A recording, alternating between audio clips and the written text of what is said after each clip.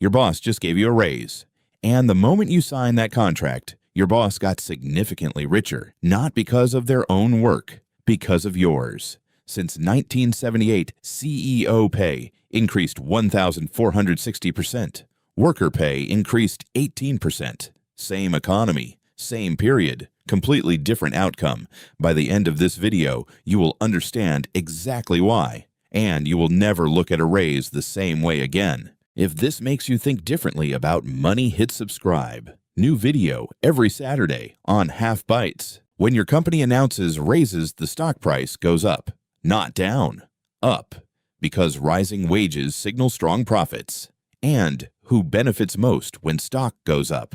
Not you, your CEO. In 1965, CEOs made 21 times the average worker. Today, they make 399 times. That gap happened because executives switched from salary to stock options. Every dollar not paid to you in wages shows up as profit. Every dollar of profit makes stock more valuable. Your underpayment is not an accident. It is a feature. From 1979 to 2020, worker productivity increased 61%. Worker pay increased 17%. That 44% gap is trillions of dollars created by workers that never went to workers. Meet Alex. 8 years at the same company, gets 4% raises annually, generated 30% more value over those years. Alex got a total 36% raise. The company stock increased 180%. Alex's boss made $360,000 from stock options. Alex made $12,000 more per year. Alex created the value. Alex's boss captured it. But here is the part most people never reach, and it is the most important mechanism in this entire story. If this is making you rethink your relationship with your employer, hit subscribe. Next Saturday, I am covering how the debt cycle keeps you financially dependent your entire life. Do not miss it. In 1982, the SEC legalized stock buybacks at scale. Before 1982, this was considered market manipulation. A buyback is when a company uses profits to buy its own shares. Fewer shares means each share is worth more. Stock price goes up without the company actually growing.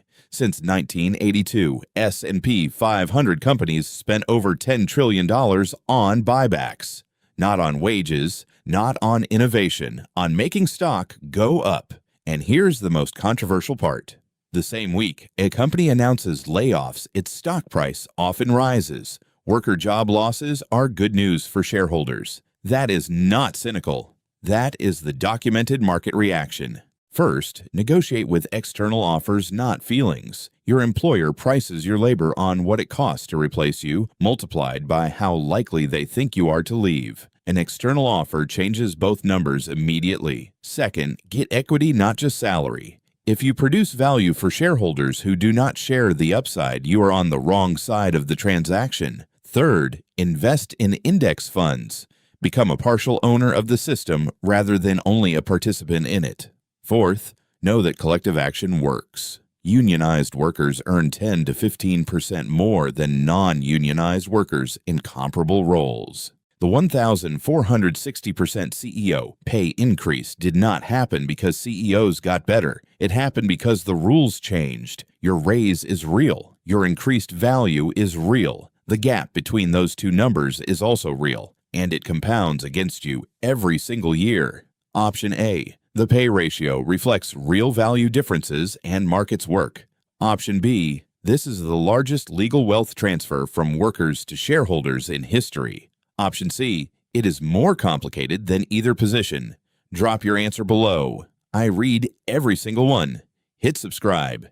Every Saturday on Bytes, we cover how money actually works. Bytes.